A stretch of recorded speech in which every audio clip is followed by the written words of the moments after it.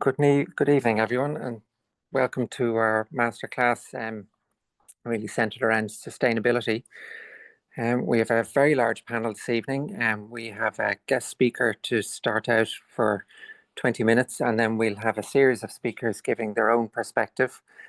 They've all promised me they're going to keep to time, so we'll have some time, hopefully at the end, for discussion.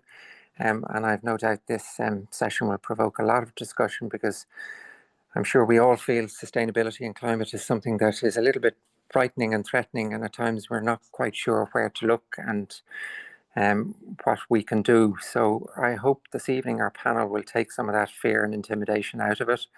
And I hope at the end of the session you'll put plenty of questions in the chat box, and that you will fill in the survey form and let us know your interest in getting involved at a later date. So our first speaker is Nuala Hampson, who is talking to us from the NHS perspective. She has a very significant involvement in climate and sustainability actions. Her bio's in the agenda, and in the interest of time, I might just hand straight over to Nuala. So Nuala, thank you for agreeing to talk to us this evening. Great, thank you very much, Trevor. And can I just check that you can see my slides? Yes, we can. Perfect. Okay, thank you very much. So hi, everybody. My name is Nuala Hampson. I'm Pharmacy Lead with the Centre for Sustainable Healthcare. I'm here this evening to talk to you about embedding the principles of sustainable healthcare into everyday practice, and why we really need to do this now. So I'm a pharmacist by background. I am based in England, although I am from Ireland. My clinical background is as a prescribing pharmacist in general practice, and I've also worked for many years in postgraduate pharmacy education. But for the last 2 or more years, I've been education lead with CSH and also pharmacy lead. So the Centre for Sustainable Healthcare is a charity founded back in 2008. Our work is focused on enabling the transformation to sustainable healthcare. And to do this, we aim to develop knowledge in optimizing the sustainability of clinical pathways. And we work to ensure that this knowledge is put into action in clinical practice. And it's this knowledge into action that I'd really like to focus on this evening. But first of all, why should we take action? So let's first think about why we're all here. We all live together on this great, big, beautiful planet, but we've not been looking after our planet very well, and we're all in quite a lot of trouble. So we'll all have our favourite places in this beautiful world. Just happens that my favourite place is Donegal. I'm sure you all have your favourite places that bring you peace and calm. You'll also have people in the world that you love and want to protect. And the climate and ecological crises are such that they are affecting us now. So it's not just children and grandchildren that we need to be worrying about, but it's ourselves too. So I'd like you to remember as we go through this evening that this is about protecting our world and protecting the people that we love. And it's really all about people. So we're all in this together, and we need to be working together to do what we can within our spheres of influence to make a difference and to influence change. And you are the Royal College of Physicians Ireland, so you have significant influence and significant power and the potential to enable significant change for positive climate action. So we know that it's people who make things happen, who make a difference. So let's go forward and be those people. So I'm going to spend just a few minutes talking about the links between climate and health. Apologies if this is old news to you, but in sort of big meetings like this, it's always difficult to know what the sort of level of knowledge is, and there's often quite a range of knowledge. And I think it's really useful to remind ourselves of the facts, even if we know them, because urgency is the order of the day. So we know that this current decade is the most important decade that humanity has ever faced. The IPCC, the Intergovernmental Panel on Climate Change, who are the expert scientists on climate change, have made it very clear that we need to reduce our carbon emissions by half by the end of this decade, which is less than 5 years away now. And we need to do that in order to secure a livable future. So we're talking about kind of managing climate change so it doesn't get beyond those tipping points and we don't get to the stage where we have runaway catastrophic climate change. But we now have less than 5 years to do that. Carbon emissions globally are still rising. They have slowed down, but we haven't reached that peak yet. And we need to really get past that peak and get carbon emissions significantly reduced in the next 4 3/4 years. So every fraction of a degree matters and every decision matters. So this is all of the decisions that we make are an investment in the future that we want to see. So this includes our personal decisions, what we choose to eat, how we choose to travel, what we choose to buy and consume, the amount of waste that we generate, how we choose to dispose of that waste. In our professional decisions, it's thinking about the interventions that we make, how we bring sustainability into our daily practice, how we educate patients about the links between climate change and health, and the conversations that we have with our peers and our colleges and organisations and regulatory bodies about challenging and implementing change. And climate change is here and now and affecting us at the moment. Over the last 2 years in Ireland, there's obviously been really significant storms and flooding, which have had really significant impacts in terms of physical damage, impacting energy and water sources.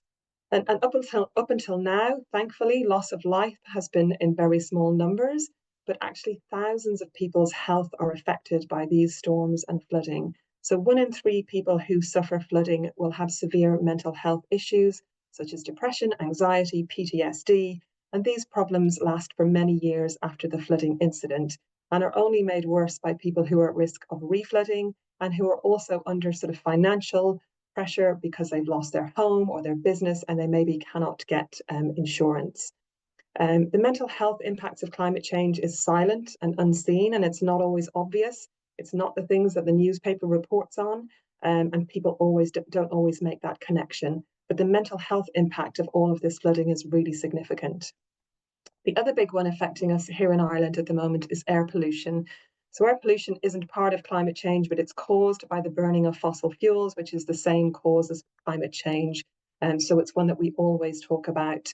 And this is another silent killer. So this report from the Irish Heart Foundation in 2023 identified that there's over 2,000 excess deaths a year across Ireland due to air pollution. And the deaths are only the tip of the iceberg. So we know that air pollution, that particulate matter is absorbed into the lungs and affects every organ in the body and is implicated in many long-term conditions. And we also know that children are particularly vulnerable to the impacts of air pollution and are often exposed at the school gates during drop-off and pick-up time. So again, air pollution is a silent sort of impact, again, that people don't really talk about, might not make the connection, but air pollution is having a really significant impact on the health of our entire population at every stage of life. So storms and air pollution are just 2 aspects. Climate change is also impacting food security and food pricing. In coming years, the spread of vector-borne disease and heat-related illnesses will be impacting us here in Ireland over the next few years. So we know that climate change is causing health problems, but healthcare is also vulnerable to climate change. So this picture up on the left is Middleton in County Cork last year, where a hospital and psychiatric unit had to be evacuated. The middle and right-hand picture are in Newry in Northern Ireland, again last winter, and the right-hand side picture is one of the chemist shops on the high street in Newry. So we cannot provide health services if our premises are flooded, if our medicines are water damaged, or if the patient cannot get to us because of flooding or blocked roads. So we all need to work together to develop the knowledge and skills to mitigate the impact as much as possible. And we also need to be thinking about adapting to these challenges because they're becoming more frequent, as we've already seen. And healthcare is also part of the problem. It's contributing to climate change. So this is sort of back to thinking about every decision that we make, every intervention that we make, everything that we use has a carbon footprint and a carbon impact. I'm based in England, and here we have the NHS carbon footprint net zero target. So we're very focused on carbon footprint, but we need to think more broadly than carbon footprint. We also need to be thinking about sort of the use of single-use products, the generation of waste, and thinking about things like pharmaceutical pollution, or kind of anesthetics and inhalers that emit greenhouse gases directly. There's a whole range of things that we need to be thinking about in terms of the impacts that we're having. And it's also not just the sort of products that we're using, but also the sort of activity that we're generating. So for example, in the UK, 1 in 20 journeys on UK roads is healthcare related, and also the amount of waste that we are generating, medicines, single-use PPE, etc., etc. So this is all, as we've kind of already noted, it can be really quite overwhelming and make us feel a bit powerless and frustrated and anxious. So this is a question that we always ask on our education courses here at CSH. We ask people to just sort of tell us how they're feeling. And the reason I show this is to make you know that you're not alone. So everybody has sort of some level of eco-anxiety, eco-distress around this. And this is not a clinical condition, it's a rational reaction to the situation that we find ourselves in. So it's worth remembering that if you're in a room and you're thinking, well, I probably should be talking about sustainability, or there's something I'd like to bring up here, have the courage to bring that up and start that conversation, because everybody else in the room is feeling the same way. People are really worried about this and want to do something about it, but maybe don't really know where to start. And that applies to the public as well. So 95% of Irish people think climate change is happening and that it's caused by humans. 81% are worried about it. 54% think that they're being harmed right now, and 89% say that it's important to them personally. So it's really important that we start talking about this more, because there's this constructed silence around climate change, and that's not helping us to move forward in taking action. And urgency, as I've said, is the order of the day. Time really is running out. The climate clock is a countdown clock that you can look at online, and it's counting down basically to 2030, to that deadline of the Paris Agreement, when we need to have halved our carbon emissions. We have lots of targets sort of nationally and in healthcare that are sort of 2040, 2050, and that makes us feel like we've got lots of time. But we actually haven't. We need to make the changes now in these next 4 and a bit years. Getting to these targets too late is the same thing as failing, because if we get to those climate tipping points, then that will result in runaway climate change that we can neither manage nor live with. So that's all the bad, really scary stuff. So now we need to think about, what can we do to move forward? What is the positive sort of aspiration that we're looking at? And it's really important that we have a really positive vision of where we want to go, and that we give people clear actions of things to do. So first, I'd like to just show you this infographic, which was developed by my colleague at CSH, Dr. Hayley Pinto. This is a really positive slide. I'm very happy to share this afterwards if people would like to use it. So basically, we have down the left-hand side here is a list of climate actions that are basically positive climate actions. And on the right-hand side here, we have a list of the kind of chronic long-term conditions, non-communicable diseases that are really the main cause of healthcare activity currently. And the great thing is that undertaking these positive climate actions has really significant benefits for individual health, and also has the potential to reduce social and health inequality. So I'll just run through one of them just to illustrate it. If we think about increasing active travel, so encouraging people to walk or cycle instead of getting in the car. So first and foremost, this increases the individual's physical activity levels, and we all know that has really significant benefits on their health, long-term conditions, and their mental health as well.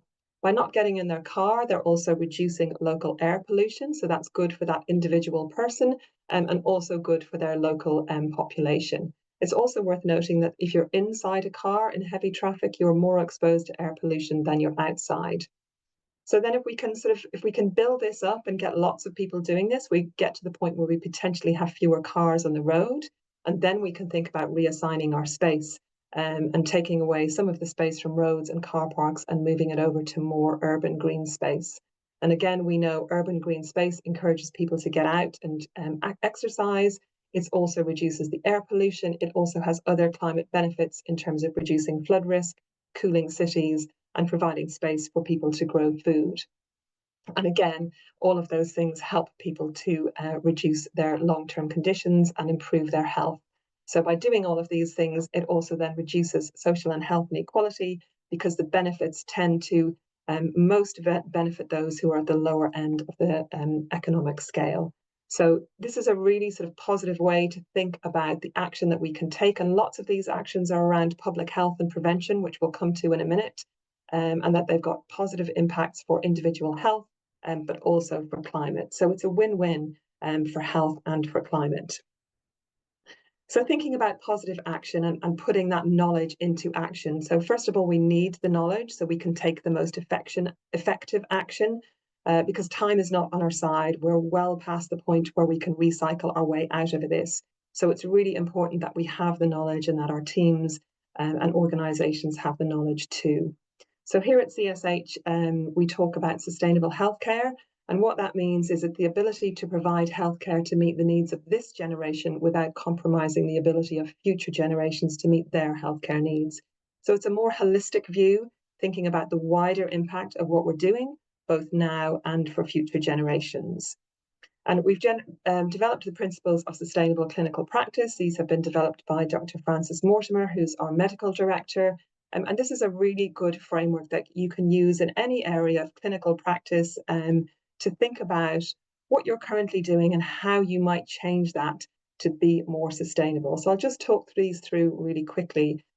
The principles are listed in order of importance and impact. So number one is prevention. If we can prevent disease in the first place, if we can stop people getting all of these multiple long-term conditions that they're living with for many years, then we obviously have the biggest impact in terms of reducing the carbon footprint and the environmental impact of healthcare, because people just need less healthcare. But thinking about a particular condition, so if we take asthma, for example, ensuring that our patients with asthma have appropriate vaccination, like their flu vaccination, and that they're aware of their triggers and are avoiding triggers which are worsening their asthma. And if we can kind of ensure that we're minimizing their number of exacerbations, the number of emergency admissions, the number of courses of antibiotics that they need, then that's really beneficial, both in terms of their control of their asthma, their well-being, but also the environmental impact of their care. Moving on then to patient self-care and patient empowerment. This is really about empowering patients to have agency in their own care. So making sure that they're informed and engaged and on board. So again, with our asthma patient, we might create an asthma self-management plan for them, so they know when to step up and step down their treatment. They know what things they might need to avoid. They know what times of year perhaps their symptoms are worse. They know when they need to seek help and from whom to seek help from. Patients' healthcare can also involve other things like remote monitoring, sort of use of apps, virtual wards, those sorts of things. Lean service delivery is really around streamlining care to minimize waste. So stripping waste out of any of the activities that we do. And this is something that we do in the NHS a lot, trying to improve our efficiency. So again, with lean service delivery and your asthma patient, so you might want to see the asthma patient face-to-face once a year, so you can review their inhaler technique, etc. But you might want to have interim reviews over the phone, for example. In England, we use electronic prescribing for repeat prescriptions.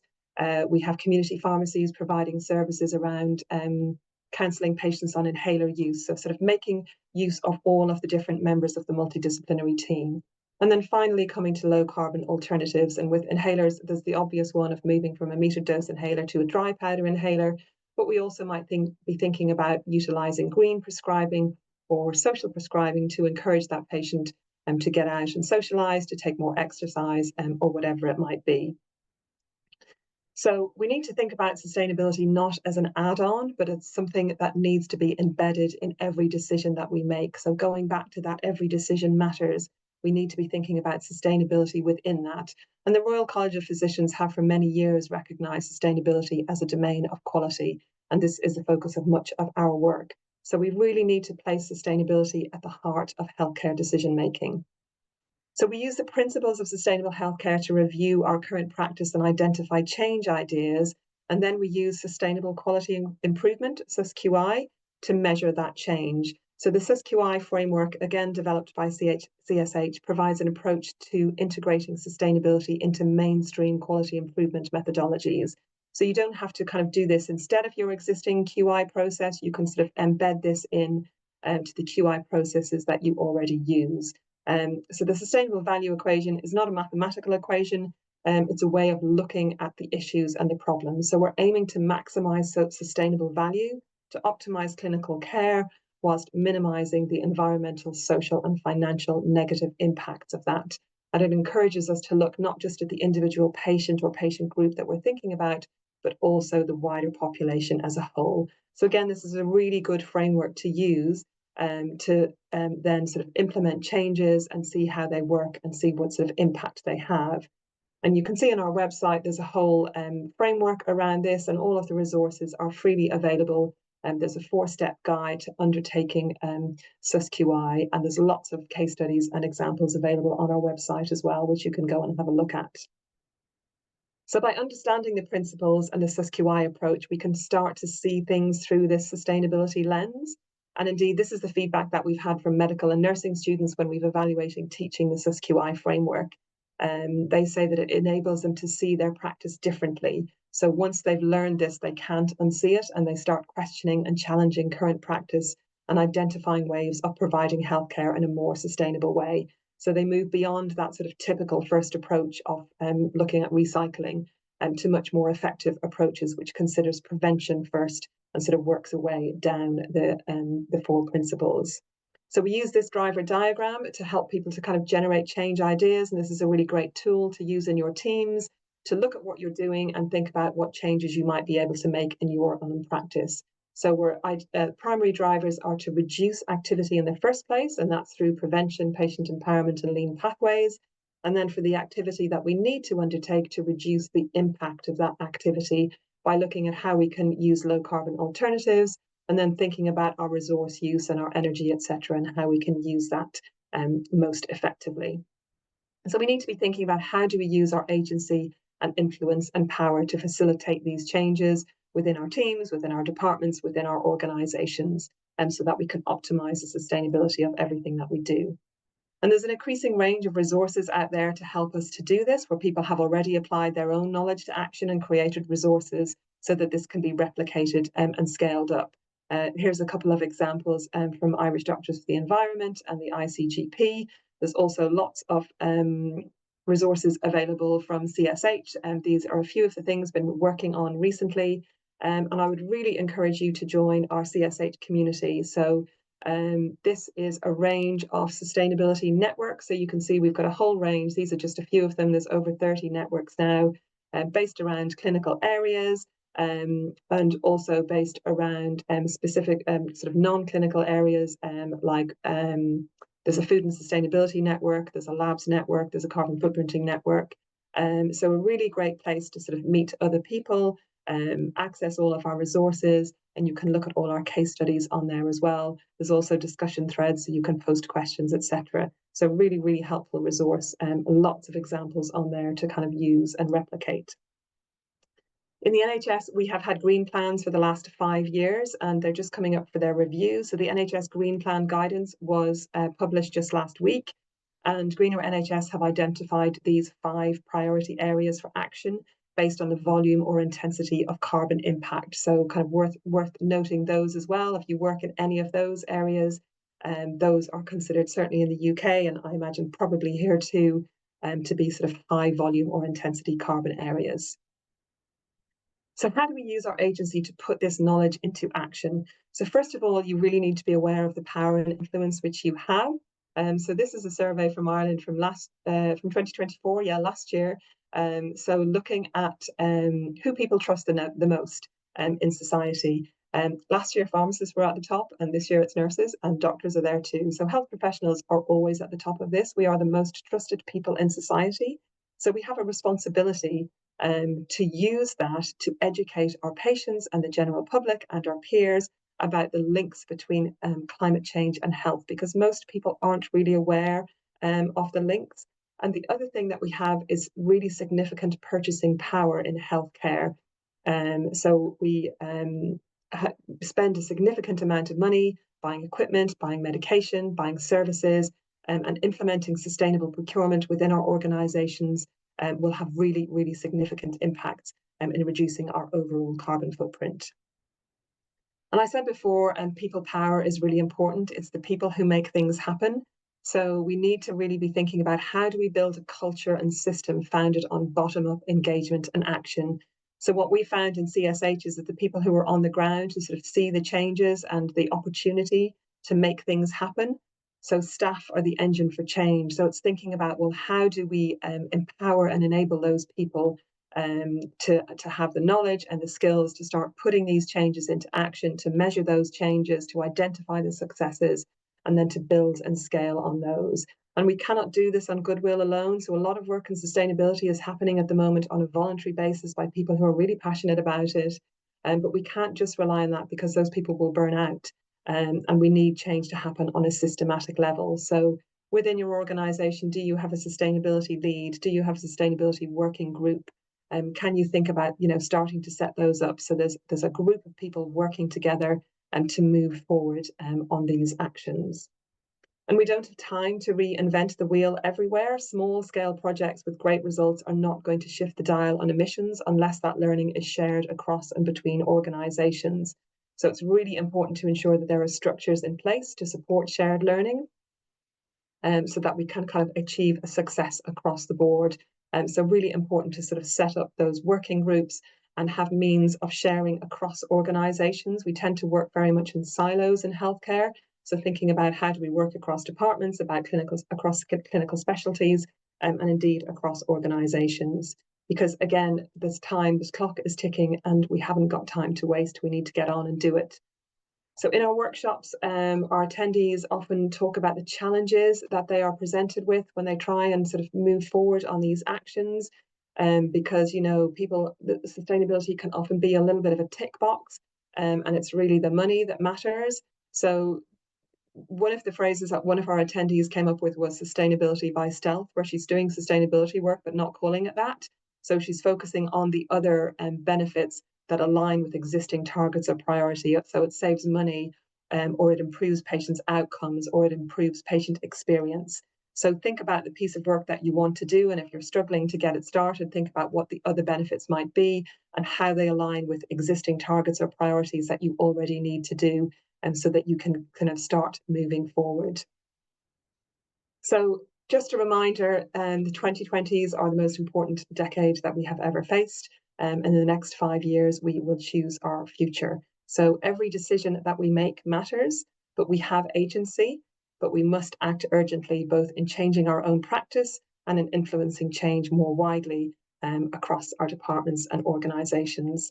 And I will leave you with the wise words of Seamus Heaney. So whilst it is good to have hope, we must take action and put in the work to keep that hope alive and protect those people and places that we hold dear. We have the agency to do this, and we must act urgently. Thank you very much for your time. Thank you, Nuala. I think it's a mark of a great presentation. Every question I thought of, you answered with your next slide. Super. Next up, we have Dr. Anna Radkovic, an old colleague of mine, who has really put her heart and soul into driving some of the climate work in the college, and has had a lot to do with putting together this evening's conversation. So I'm eager to listen to what Anna has to tell us about pathology and sustainability. So Anna, over to you. Thanks a lot, Trevor. Very kind words. So as you can see, my day job is a consultant chemical pathologist in Tala University Hospital, which means that I run a biochemistry lab. I also see patients in diabetes and lipid clinics. I run near patient testing for those amongst you who didn't know what a chemical pathologist was. And all of these other things that I'm doing have, as Nuala had said, been sustainability by stealth. I joined Irish Doctors for the Environment 5 years ago and done an awful lot of things since. But what I'm going to tell you about first is the the one that comes about. I'll tell you what the barrier is. And the biggest barrier is ourself. And it's our own belief that A, it's too late, B, or that climate change is a process and a problem for the future, that we either cannot do anything because we are on our own, or somebody else should be doing it. But newsflash, after Nuala's presentation, you do know that the time is now, and that the person who should be fixing it is you. So we in Royal College of Physicians, in collaboration with my colleagues in Irish Doctors for the Environment, particularly Cathy Burke, Royal College of Physicians saw the wisdom of needing to have a position and an action on climate change and health. And I'm currently chairing the advisory group on this. So what we are doing at the moment is in this yellowish part of the climate action commitments, and that is that we are trying to get healthcare sustainability and knowledge on climate action, necessity to work on it, into both core professional skills and basic and higher specialist curricula, as well as professional competence. So we should have some first outcomes and guidance for you by the end of this year. So watch this space. So going back to the pathology on its own, how to make pathology sustainable. And for anybody in the room on this call who has ever ordered a test, this is your biggest question that you need to answer yourself. Do you really need this? And if you do you really need it again? When do you need it again? And I would really advise to be guided by those two really simple questions in your everyday practice. And one of the key advices we're going to have, and I can tell you that now, in our suggestions on how to practice, is to advise our consultant colleagues not to berate interns and senior house officers when they haven't checked a stable patient's renal function since the day before yesterday, because they really do not need to. Another bit of advice that will be in the guidelines is that if you don't know what to test, call the lab. There are doctors in the lab. There are chemical pathologists, there are microbiologists, there are geneticists, there are histopathologists, people who can advise you on which gene a panel to check, which test is the best, what to do, how to approach it. Pick a phone. We're really nice in the labs. We'll help.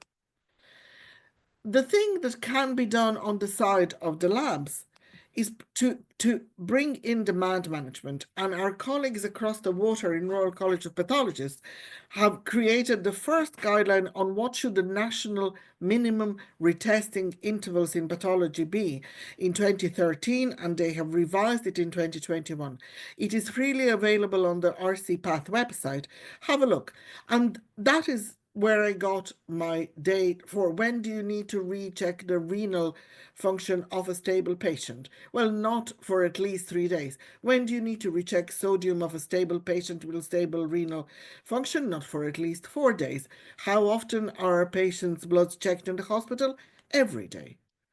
National Clinical Programme of Pathology has started creating a national laboratory handbook in Ireland, and some of the guidance is on their website.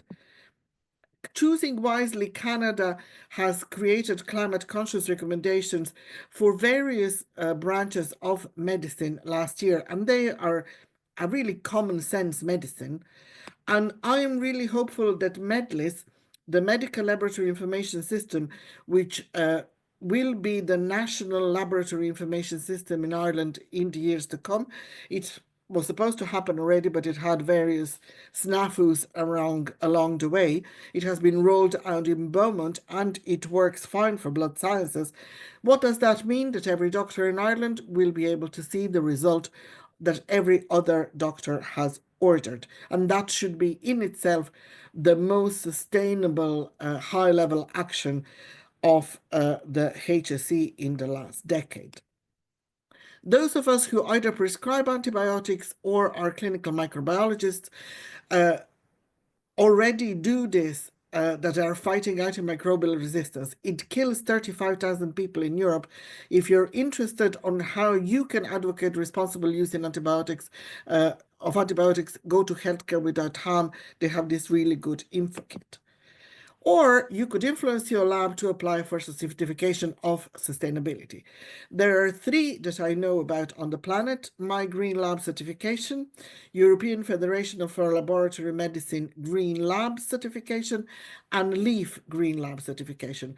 EFLM has a really good booklet that anybody who's interested in this should read, because it has EU rules and laws in there.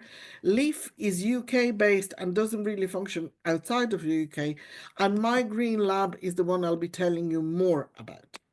So it started in 2013 with one disgruntled scientist. She was really peeved at the amount of waste that her lab was creating and all the labs being left on, machines being left on, so she started this program. It has grown exponentially. More than 3,800 laboratories around the world are certified at the moment in 50 countries, 42,000 scientists. It has been recognized by the UN as high-level climate champion in the race to zero, and United States Environmental Protection Agency has My Green Lab at their preferential purchasers list. I mean, how long is that going to last is anybody's guess, but they're there. So what do they do? Basically, the basis of My Green Lab certification is that every person in the lab, from the porter to the lab aide to the scientist to the consultant, fills out an engagement survey. In the past, this was the only thing that was done, and My Green Lab would give you instructions on what to do next. What is happening as of last week, when My Green Lab 2.0 was launched, there will be an assessment tool which is going to be filled by a lab lead, and there will be an impact estimator both in cost and in carbon footprint. The benefit, and what I really like about My Green Lab, because I have started the certification of my own lab 2 years ago, so our recertification is coming up closely, is that everybody in the lab is filling out the questionnaire. It isn't something that just somebody in the management can do and then nobody else knows anything about it. So how does this work? Basically, at the baseline, everybody fills out the questionnaire. Then there is a list of actions that are suggested by My Green Lab. The lab has 4 to 6 months to implement those, and based on how well the first set of implementations was achieved, a certification is given. That certification lasts for 2 years, and then a recertification occurs. So my lab at the moment is approaching recertification. Ireland is a leader in My Green Lab certification worldwide, because many, if not most, of our university laboratories are My Green Lab certified, and Science Foundation Ireland had, apologies, put out a national call in October 23 for any lab that is funded by them to approach them for funding for My Green Lab certification.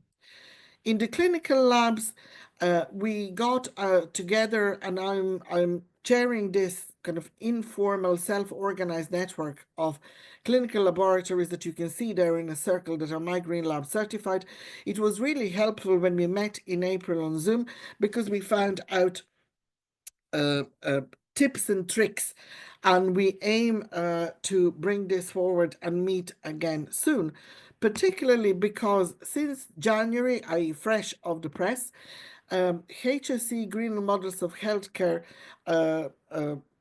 pillar of the HSE Climate Action Strategy has launched Spark-funded My Green Lab certification for 36 public clinical laboratories. Some of those are those like my lab who are getting recertified, but the majority are new certifications.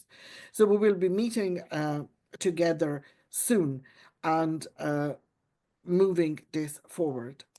So, like the students from 68, let's be realists, because we need to know what needs to happen, and you know that we need to be the ones who make it happen. And let's demand the impossible, which isn't really impossible. It may be impossible today, but we can make it possible. The labs need to create demand management strategies and incorporate them into IT systems. Labs should get certified. We need to think about every test we ordered and its impact on care, and all the already existing guidelines should be implemented into IT systems. There should be an opportunity not missed for the lab certification teams to be kernels to start a green committee where there isn't one. And as per current organization within the HSC, I had started about 4 years ago Green Team Network with other members of Irish Doctors for the Environment, and we used to meet outside of working hours, and then it was taken over by the HSC and incorporated into the regions. So at the moment, every region has its own Green Team lead, and Green Team networks will be meeting if they haven't already. So this is an opportunity. And those of you who are listening, consider joining Irish Doctors for the Environment. If you don't know where to start, somebody's going to give you an idea. And to paraphrase the Emperor, Palpatine, make the earth cool again. We can. And this man said it's always impossible, but until it's done. And we can get it done. So I hope you'll join us, and we will. Thank you. Thank you, Anna. That's been very clear. We have next up, we have Dr. Deirdre Fitzgerald, and I have a particular interest in this, having spent a very brief moment in my younger years as a respiratory reg. She's going to be talking to us about respiratory care and inhalers and the environment. So Deirdre, if I let you crack on. That's great, thank you. And I'll just check that you can see my slides in one sec. Okay. So thank you very much for the invitation to speak this evening. And I'm going to go through a bit of I work at Tallaght University Hospital, and I'm going to go through our experience of developing a green inhaler program. And I would like to say thank you to Anna, who dragged me by my ear into this whole project, and it's been a really interesting journey.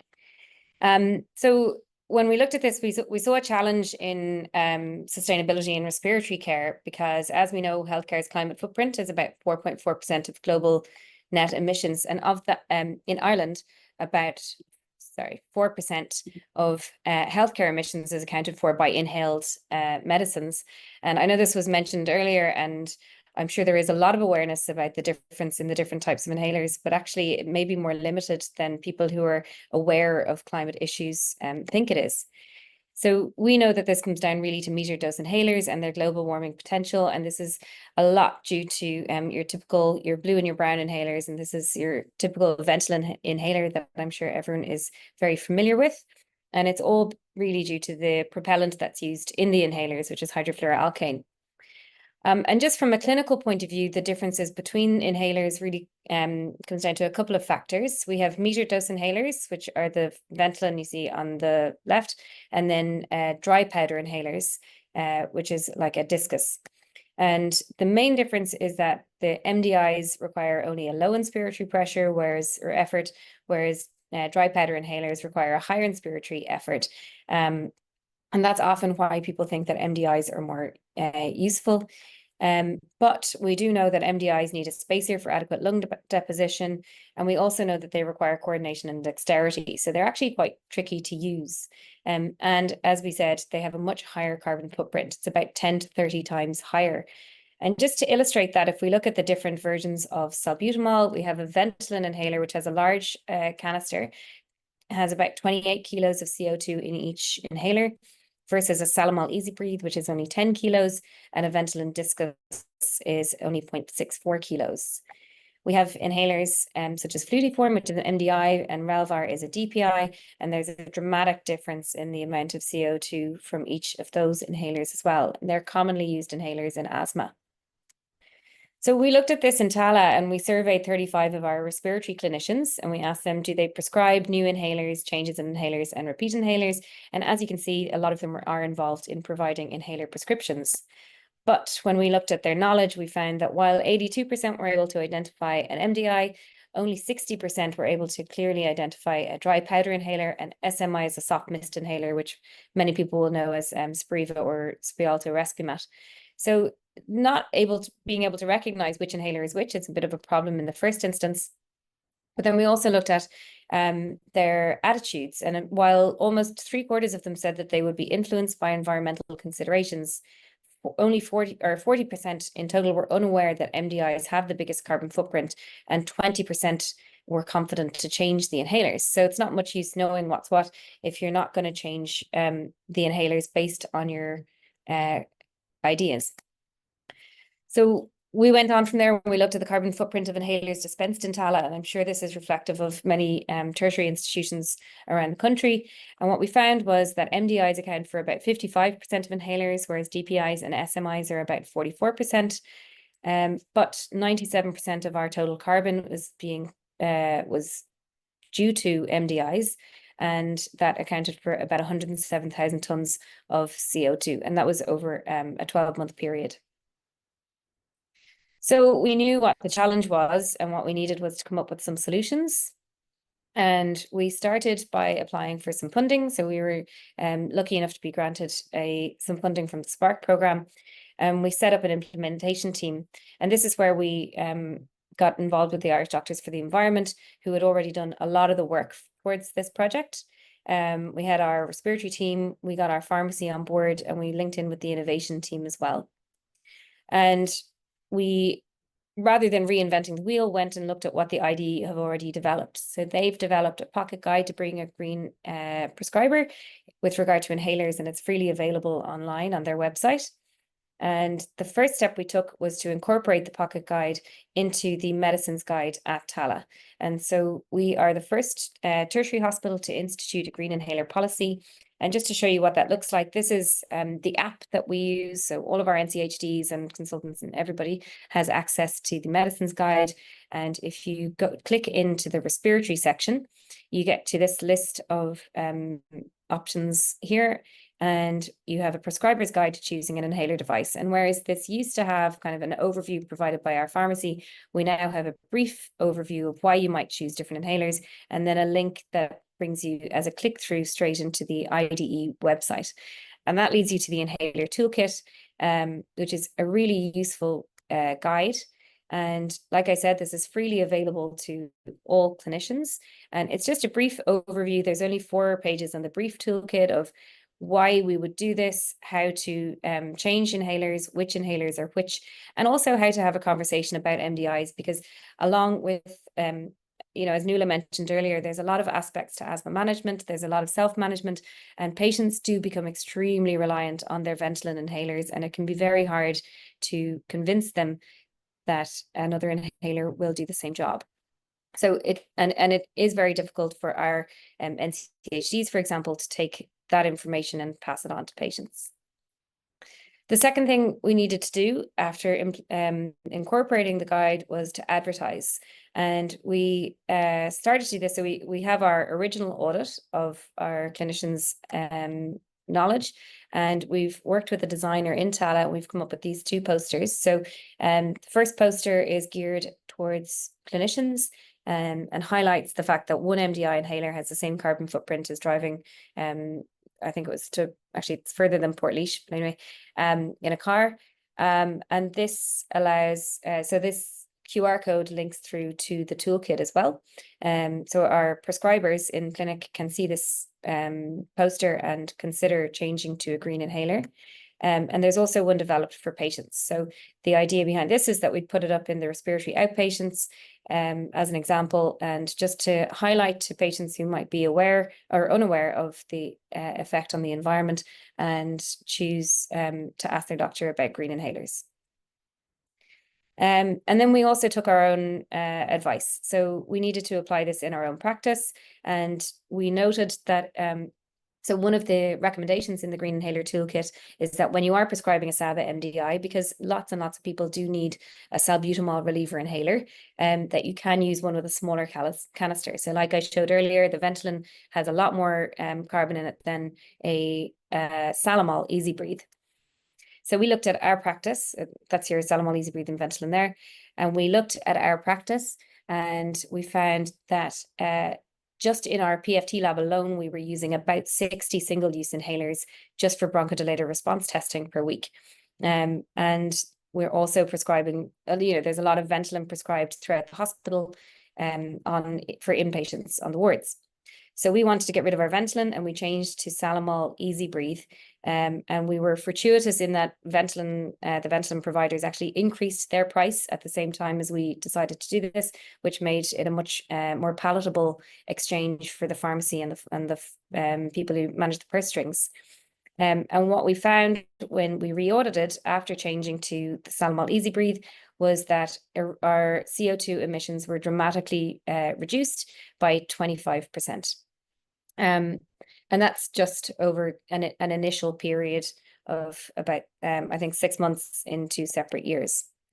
So in conclusion, our project has found that green inhalers are underutilized in Ireland, and we know that they have a significant effect on carbon emissions. The UK is far ahead of us in this area, and every conference I've been to in the last year, every respiratory conference has a whole section on green inhaler prescribing and how to improve it.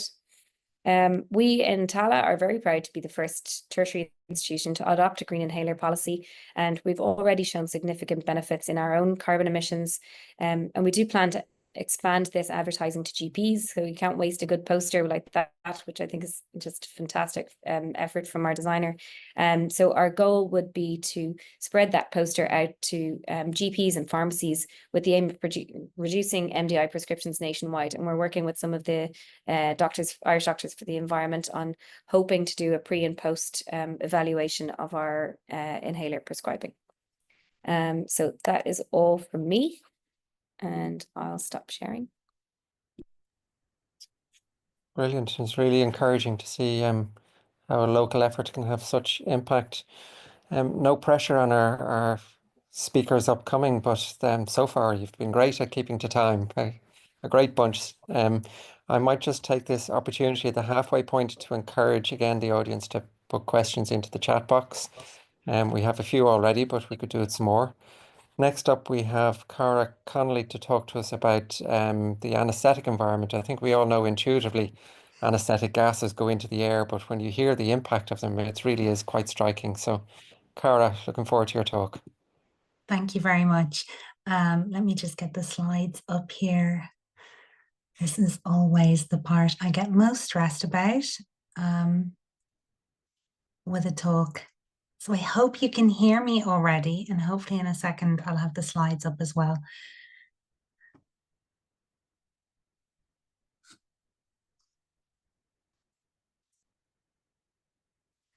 Can you see my slides there? And can you hear me okay? Oh, looks great. Fantastic. Thank you very much. So thank you for having me. I'm going to be talking about green anesthesia and the operating theatre today. And I know we've seen this diagram before, but I think it's really useful to have this and to show this, because as mentioned, the healthcare sector is responsible for 5% of global greenhouse gas emissions. So to put that in perspective, if the healthcare sector was a country, it would be the 5th largest polluter on Earth, contributing more than the aviation industry. In Ireland, we know that 4.4% of greenhouse gas emissions are from the Irish Healthcare Service, and mea culpa, anaesthesia is a significant contributor to that, particularly because of our inhalational anaesthetics, which are greenhouse gases, but also due to our dependence on pharmaceuticals and single-use medical equipment and plastics. And I'm going to try and cover these 3 areas within the talk today. So very briefly, I realize I've only 10 minutes, but I do feel I need to give you a very brief overview of the different types of anaesthetic to explain how anesthesiologists may impact on a hospital's environmental footprint. So if you look over here, I don't know if you can see the little pointer, but there are 3 general types of anaesthetic. Firstly, you have general anaesthesia, which is how we render a patient unconscious for surgery. And then the other 2 types, regional anaesthesia and local anaesthetic, both of which involve the administration of local anesthesia to produce numbness for the patient for surgery.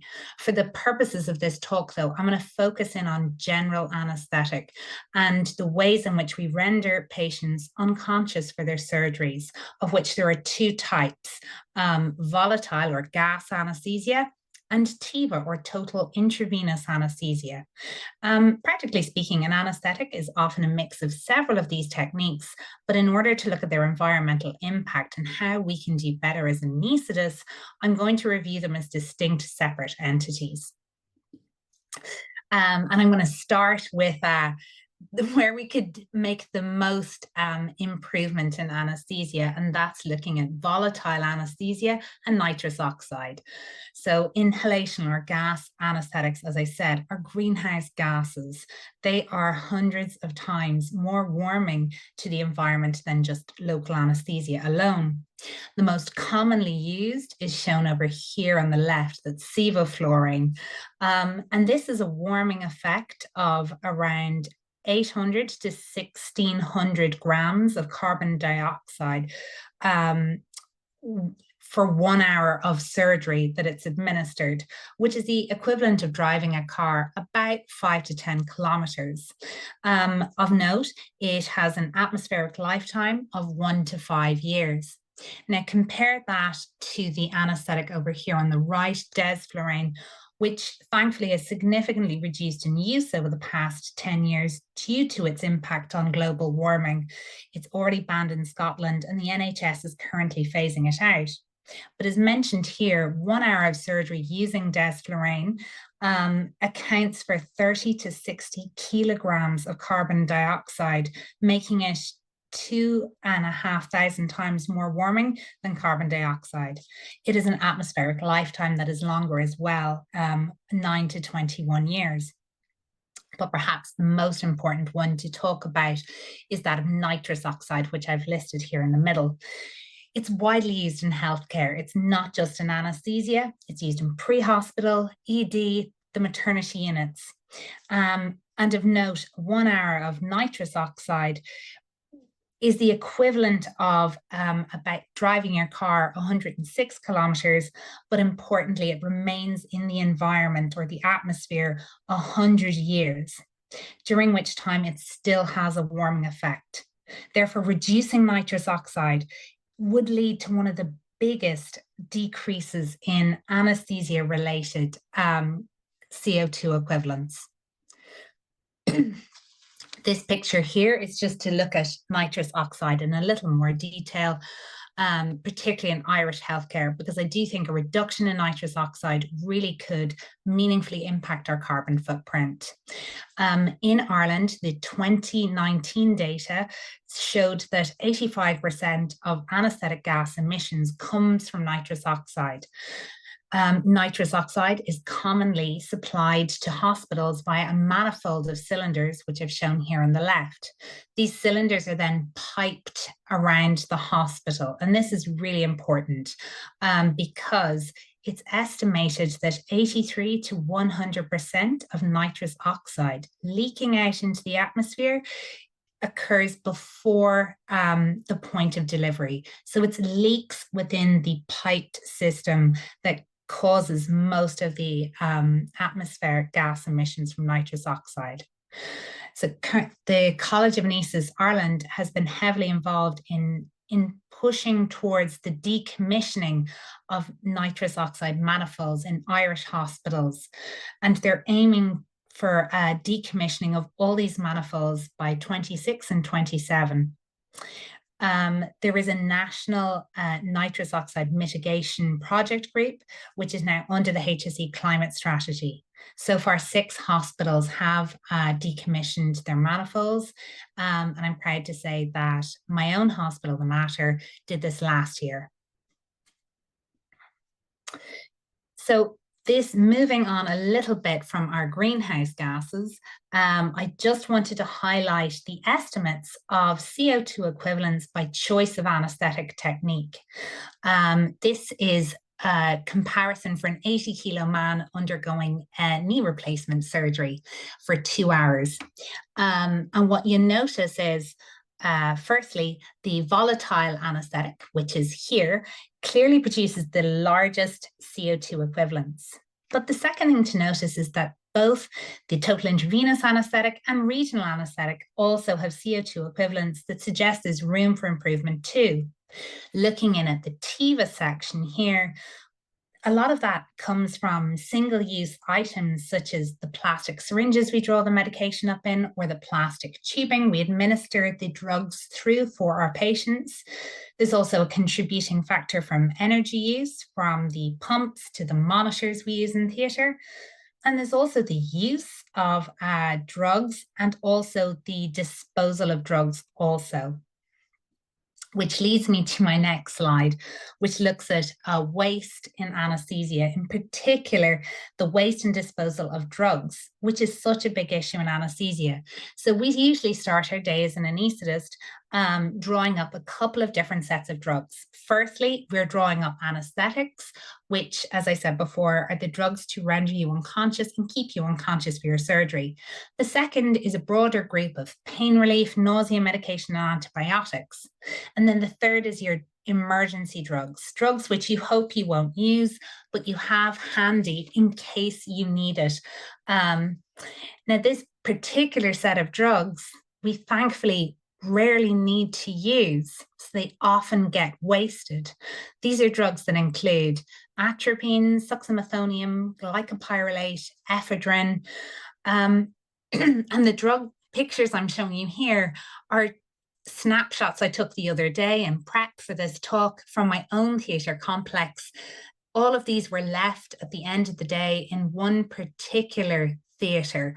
And to put it in context, we currently have 14 theatres in the Mater Hospital. So this is the waste I found in one room.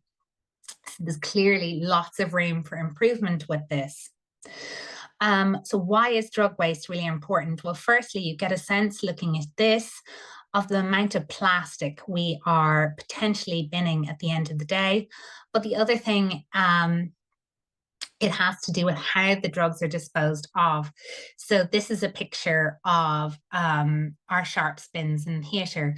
We have a blue lidded sharps bin, which contains sharp objects, but all of our drugs have to go into a purple lidded sharps bin like this over here. And the issue there is those purple lidded sharps bins, they're not disposed of locally. They have to be transported to mainland Europe to be disposed of. So you can already start to see why reduction in drug waste is incredibly important in terms of our environmental footprint in anaesthesia, and why in our own department we have spent so much time trying to focus in on reducing drug waste as much as possible.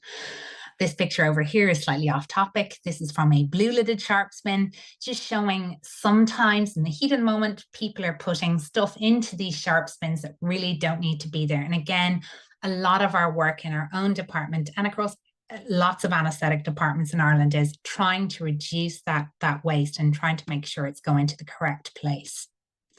This is an audit we did recently in our own department, trying our best to improve this drug waste. And of note, we did make some inroads with our emergency drugs for a couple of reasons. One, we've had multiple education sessions, but also we've introduced some pre-filled syringes. So those drugs are ready-made. They sit in our drug tray, but we put them back at the end of the day. And that has led to reductions in waste from our emergency drugs. Now, when you look at those figures there, clearly we've lots of room for continued improvement, but we're just starting this. We're about 6 months into trying to work on our drug waste at present, and it's a work in progress. So I've taken this picture just to highlight general waste in theatre. This is a picture from Maria Coit's video in 2019. She's a lady who had breast cancer. She underwent a mastectomy and then reconstructive surgery. And she took a photo of herself with all of the disposable items used in her surgery. And this is that picture here. And if I hit this, I think it zooms in on some of the items. So you get a sense of all the disposable items that were used during her second surgery. And of note, 60% of the materials shown here have reusable alternatives. So there's clearly so much work any operating theatre can do to improve on this. In our own department, we've made very small footsteps. In the 6 months, we formed our local green sustainability group and theatre. We've improved in terms of recycled paper within the operating rooms and within our critical care complex. We've looked at ways to improve in our tea room and kitchens, bringing back reusable cutlery. We've compost bins and recycle bins there too. But theatre, as can be seen here, clearly remains a challenge that we haven't quite hit on. But I think for this type of situation, this needs collaboration between different hospitals within a group to sort. Of note, my own hospital, separate from the theatre complex, does incredible things for recycling. So I got this information when I was looking into recycling options for theatre in my own department or in my own operating rooms. And I got this from the waste management in the Mater Hospital, which highlights that currently our non-clinical waste, 95% of it is recycled in the Mater Hospital. But I didn't know that information until I started my own little green team in the operating rooms, and I went looking for this information.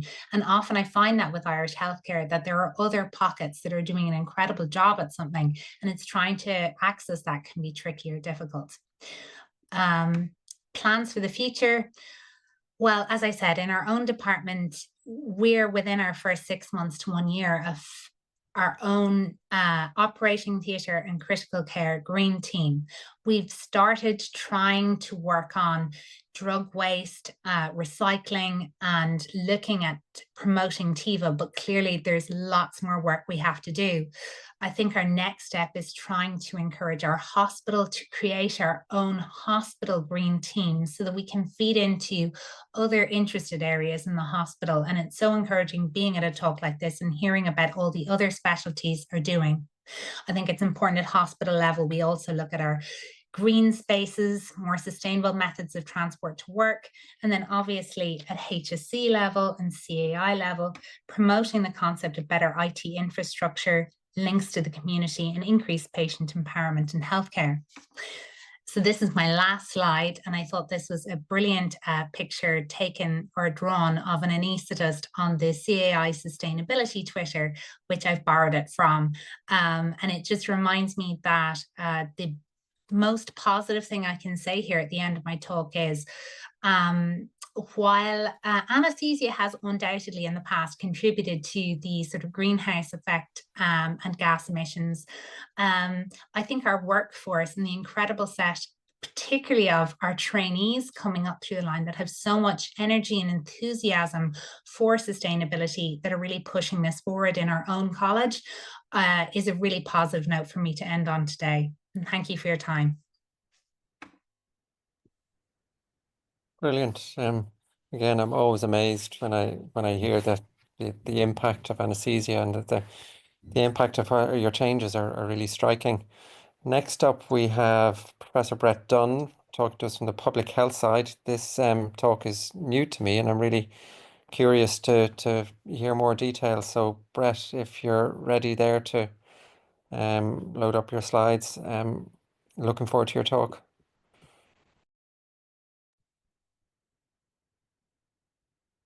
Great. Thank you so much for having me here tonight. Now, my original title was the life cycle assessment of kidney care. So trying to work out how, of kidney care, trying to work out how sustainable kidney care is. And this is a European Union funded grant.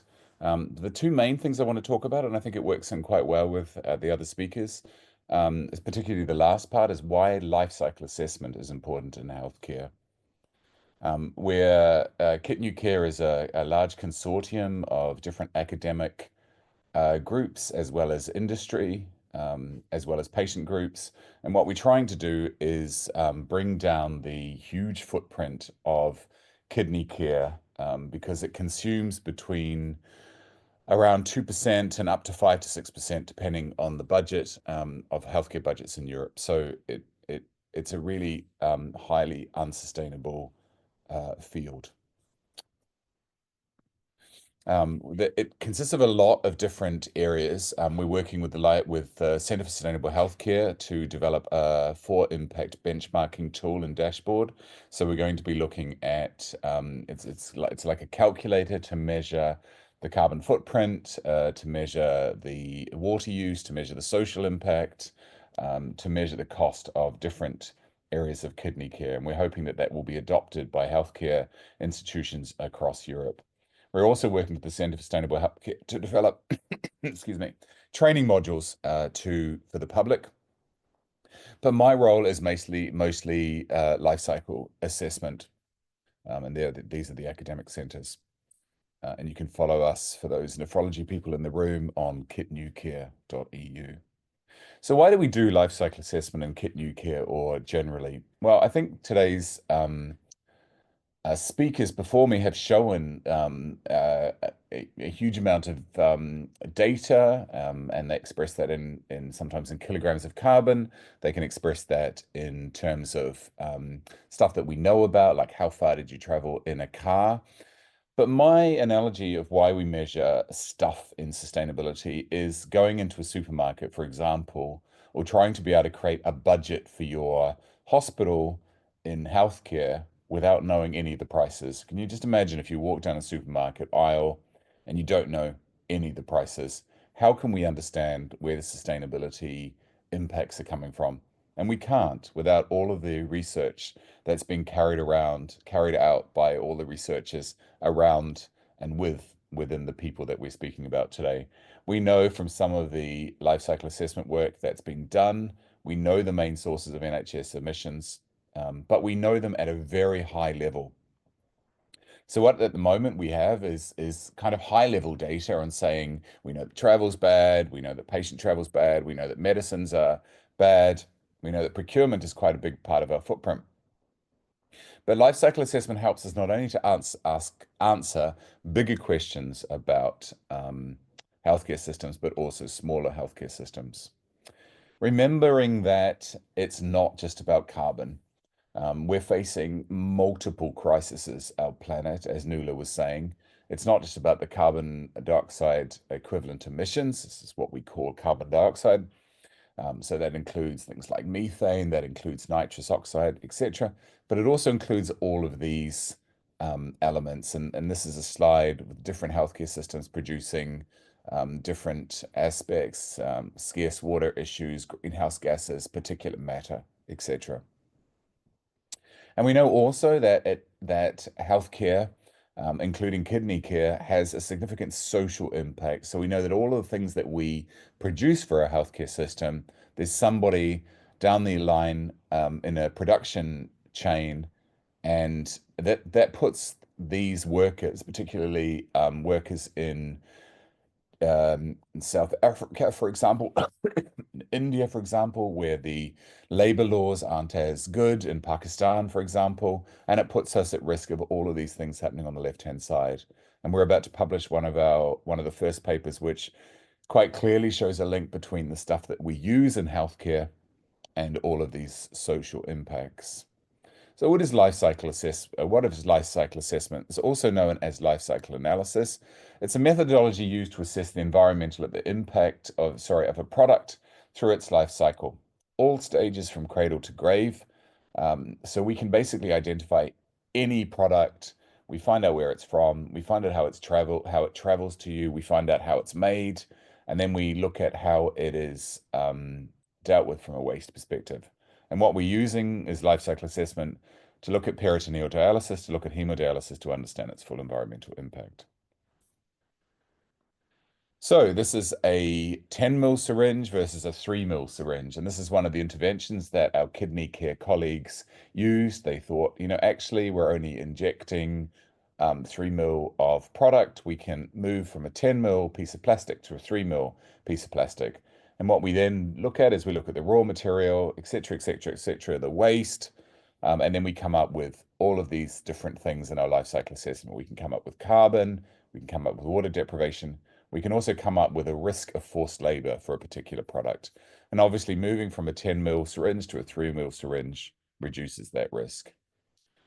Life cycle assessment captures many different impacts. You can see here, you're looking at fresh water, you're looking at ionizing radiation, you're looking at acidification, you're looking at ecotoxicity. So you get a really nice, well-rounded view of the products that you're using. And here's one example we published during COVID where we were seeing how much hand gel was being used, and we were interested in understanding how harmful is this?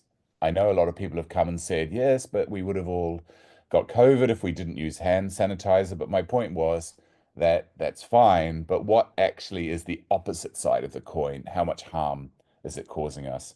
And you can see there that the liquid soap has a lot higher footprint than the bar soap. These are some of the categories we look at on the bottom. But you can also see on the top that on the top left, that actually the big issue was the smog caused by the photochemical ozone formation of the ethanol hand sanitizer, which is huge. And over the population of the UK came up as something quite considerable when we were creating the normalized impact. You'd need to look at the paper for further details. But the point being is not just carbon. And also when we looked at a toothbrush, and my background is dentistry, so I also do look at toothbrushes, you can see here that lots of different toothbrushes have different footprints in terms of climate change. The current toothbrush on the left-hand side has a really big footprint, down to the plastic toothbrush, which is, when you recycle it, has a really low carbon footprint. But if you look at the disability adjusted life years lost, which is the human health harm that Nuala was talking about, you can see that the bamboo handle actually has a much higher carbon footprint. So you can look at different products and processes, and we looked at these different things within kidney care, whether you order a canister of dialysate fluid, a flexible bag, or whether you go for a storage tank. And you can see that the storage tank, because it uses less product, had a much smaller carbon footprint than the plastic bag or the canister. And you can see here the canister again, the plastic canister has a much higher footprint than the flexible bag, which has a much higher footprint than the storage tank. So these products have different footprints, and most of this was related to not only production of the acid concentrate, but also how much it costs to move these products around the country. So the environmental impact of materials used in PD and peritoneal dialysis, and again, we found this out through life cycle assessment, a huge amount comes from polyvinyl chloride, polyethylene, polypropylene, and polyurethane. And when you look at the carbon footprint, plastic contributes a significant portion. Also, when you look at the waste, I was interested in looking at the waste before, because it's fine that we are recycling all of the non-healthcare waste, but we need to do something with the healthcare waste, which is a bit of a taboo area at the moment, but it's something that I'm quite interested in. And this is the patient and staff travel. When you look at the total impact of peritoneal dialysis on the left, you can see that the patient journey is quite a considerable proportion. And yet we don't always account for patient travel when we're doing our carbon footprint. You can also look at a whole lot of different interventions at once with life cycle assessment. And these are some optimizations that the Centre for Sustainable Healthcare and I have been looking at. You can calculate, for example, you can compare different things. You can say, what if we reuse syringes? What I meant by reusing syringes is reducing a 10 ml syringe to a 5 ml syringe. And you think, okay, cool, I can save 4 units of carbon. But actually, if we reduce the sandwiches used in the ward, we can reduce 53 units of carbon. If we look at an IT shutdown, heat exchange, changing light bulbs, and using solar energy, you can start to see where the winners are here. There are things that we can do in our healthcare system that really make a difference, and there are things that are less different. Now, if we can reduce our travel, if we can start bringing people to our healthcare systems in renewable sourced energy, this is how much carbon we're looking at. So LCA is really useful at understanding different interventions. And finally, if we start to look at our waste, you can see the difference between the footprint of incinerating our waste, 816 units, compared with optimizing our waste, where we start looking at pyrolysis or complete recycling. And the pyrolysis is the term to Google when you're looking at how you can manage your waste in a system more appropriately. And we can see how we can save with prevention. So we looked at a toothbrushing program. We're also doing this in kidney care, and I'll have a look at this in a moment, where we showed actually if we introduce a toothbrushing program in Scotland, we can reduce the general anesthetic, we can reduce the local anesthetic extractions, and we can reduce the local anesthetic restorations. So we can calculate the environmental footprint of the toothbrushing program, and then we can calculate the environmental footprint of year-on-year savings in treatment. And then we get this really nice graph, which shows the environmental footprint of the toothbrushing program and all of the dental procedures coming down ton by ton. If we now move into Preve renal, for those of you in nephrology, have a Google of this term, where they're looking at piloting, similar to the colon screening program in Scotland, having some routine urine tests of the population, and then looking at seeing how many people we can stop going into hemodialysis, peritoneal dialysis. What we hope is that we'll get something similar from this, where we can show that introducing a preventative program like this will significantly impact on the environmental and financial cost of a system for treating people with renal disease. Also helps to see the whole system. So if you look at a system where we're looking at these syringes, again, you can see the two differences. A product might be shredded, autoclaved, and incinerated in a standard treatment of care, but a product could be shredded, autoclaved, and recycled. And then you get this, sorry, I've slipped a slide, only a few slides left. We get this quite huge reduction in the environmental footprint, because not only do you save on the carbon dioxide equivalent emissions of incinerating this this orange item here, but you also move the plastic into your new healthcare product, and you get significant environmental savings. And I would love to work with our colleagues on seeing how whether we could implement this across Europe. And finally, this is the contribution for peritoneal dialysis at 4 clinical centers. You can see that most of our footprint in nephrology is the stuff that we use, the material, how it's incinerated, we've talked about that already, and the transportation, with a little bit from staff travel, some from electricity, and quite a lot also from patient travel. And these are the 4 centers that we're investigating. These figures might change a bit as we increase the accuracy of our data, but there's quite significant differences between clinics, and therefore significant ability to be able to look at different clinics and understand why one has a different footprint than the other and learn from each other. And this is the benefit or the advantage of a cross-Irish project or a cross-European project. And that's my presentation. Thank you. Thank you, Brett. And it's really interesting to see your slide in particular there around the preventative efforts. I wonder, are we going to include sustainability as an issue to consider in screening programs in future? Next up, we have Dr. Kathy Burke. Kathy gave us a great talk last year at St. Luke's, I think it was, around sustainability. And I'm looking forward to her talk again this evening, where she's going to outline some broader themes around implementing healthcare projects. So, Kathy, looking forward Hi, to your Trevor. talk. Can you hear me there? We can indeed. Okay. For some reason, my video isn't. You can't start your video because the host has stopped it. I'm not sure. Okay. Can I share my screen there? I'm going to try and share my screen. I apologize because I was away yesterday, and that's I'm working not there. up to scratch. Can you see a presentation on the screen? I think it's working its way through to us.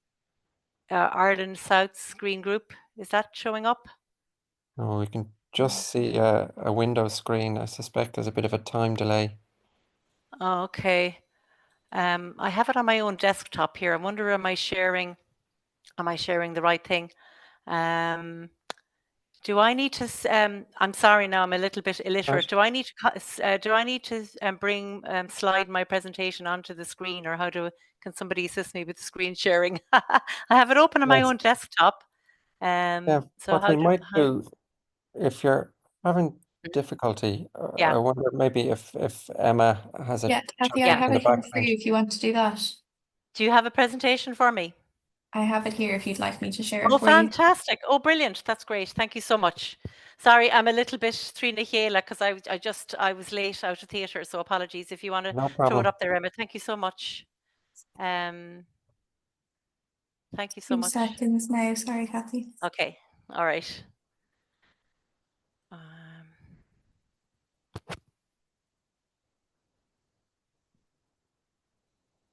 And while we're waiting there, I might just remind the audience, plenty of questions, don't be shy. The chat box works. I'll stop share for mine, I'd say. Yeah. Okay, fantastic. That's brilliant. Thank you so much. I'll try and keep this to 10 minutes. If you can still hear me okay. All good. Good stuff. I gave this talk at the IHCA meeting recently. Some people might or might not have seen it. I've got my affiliations up here and including my county affiliations, because I think that what we need to do in terms of, sustainable healthcare does stem from a love of place and a love and respect for our country and for our planet. And so I think the things that we need to do within the healthcare sector are really based on, making our planet a better place to live for future generations, and no more so than our maternities, where that's my area of work. So if we can move to the next slide, please.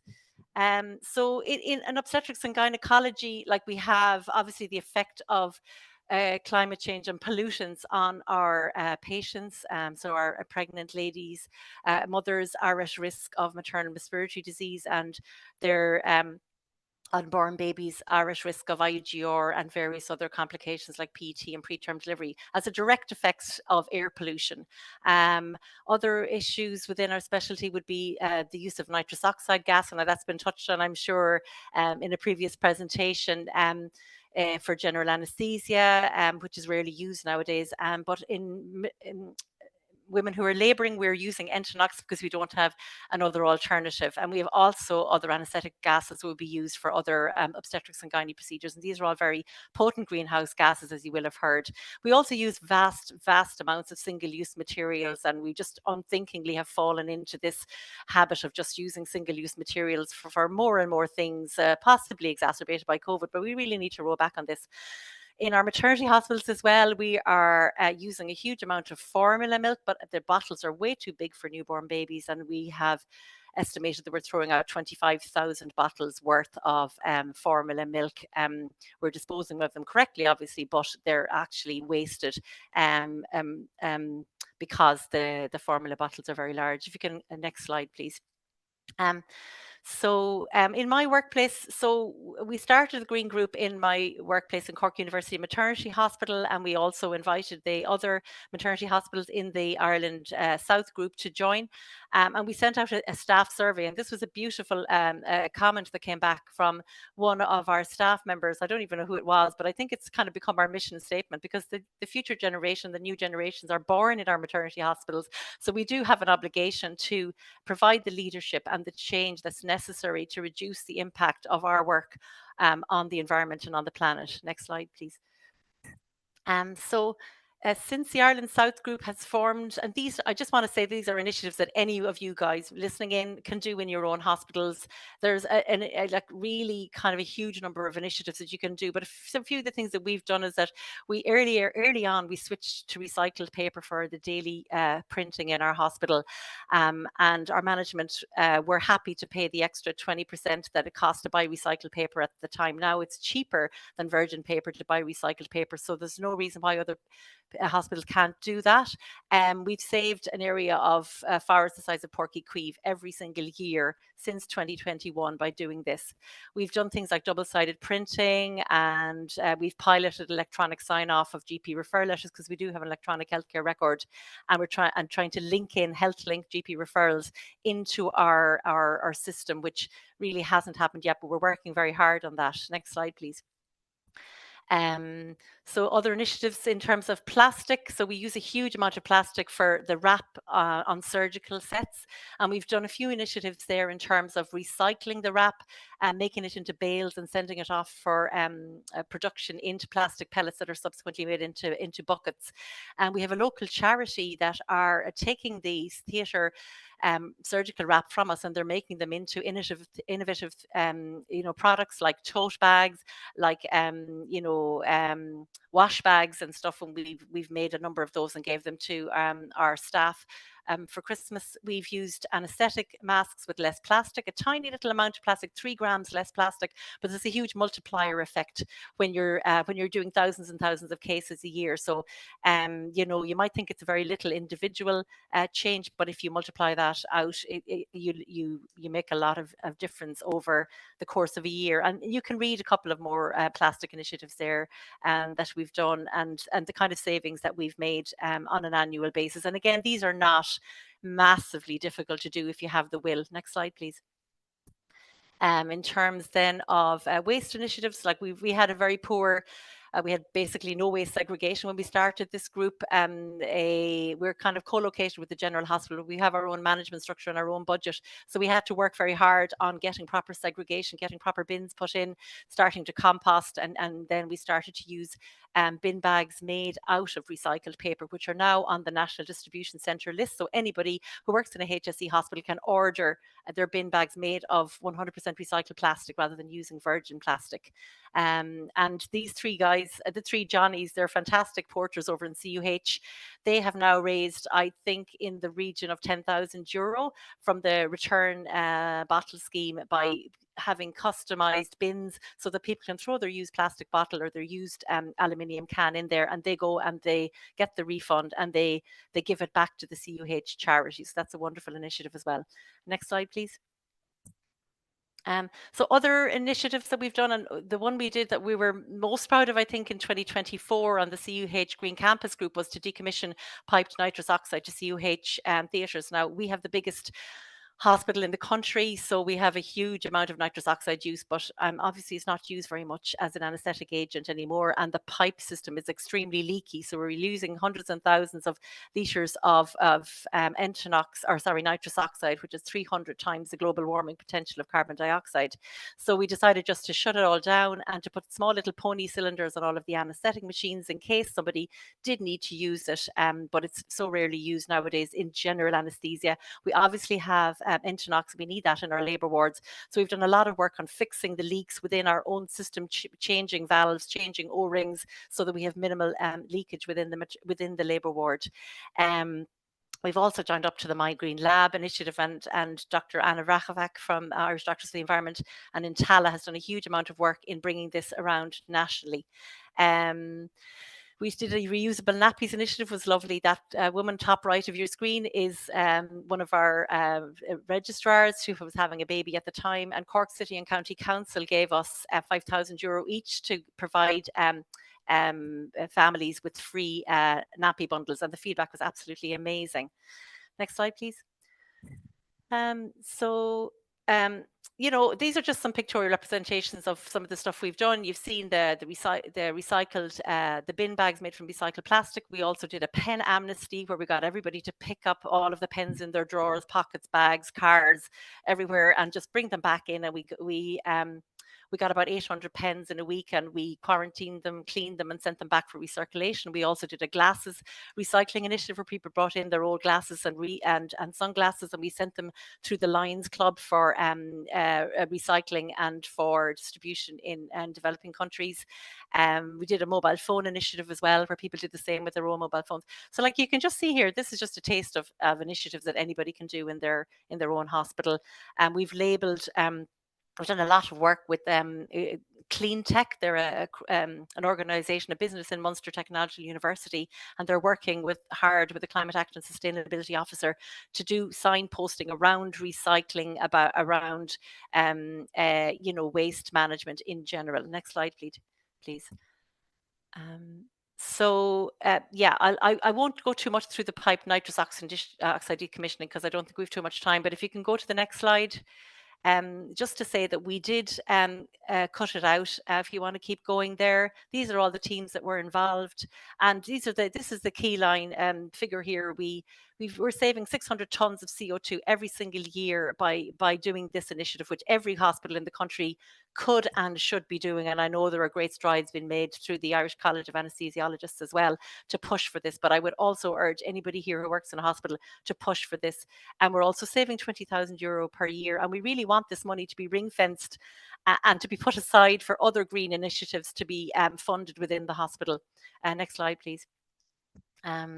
So yeah, we've also done a case study on this particular initiative so that other hospitals can learn exactly how we did what we did in CUH, and just to so that people are not reinventing the wheel in terms of doing this. And I would encourage people who do implement green initiatives, get on to your regional sustainability officer and get them to do a case report so that this can be broadcast nationally and other people can emulate your successful projects. Next slide, please.